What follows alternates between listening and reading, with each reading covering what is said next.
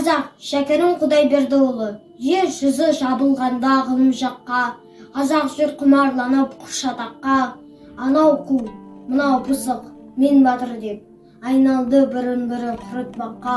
Ойда жоқ өнер біліп жол табайын, жалмауға жалықпайды өз манайын. Мұның түбі не болар деген жан жоқ, ұрлық, ұрыс, арастық күнде дайын, өтірікпен өткізіп күн мен айын, демейді жамандықтан жалығайын. Анау шыным, мынау сырым ғой деп, сонша жақсы біледі алдап жайын. Жас жалымен жібермей жалғыз тайын, тыныштықпен ішкізбей тақта шайын.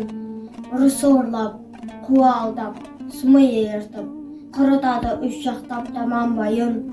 Байдың да ойлағаны ел алайын, білмейді құшағып жүр өз бақайын. Көзі аспанда, көңілі мақтанда боп, тауысқанын сезбейді ішкі майын. Демейді ғылым біліп жанданайын, мақсұты мақтан іздеп панданайын.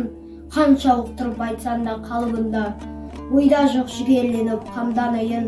Мінекей естісеңіз елдің жайын, кейінен кейін кетті басқан сайын. Қайран елім, қазағым, қалың жұртым, көп айтып, адареға не қылайын.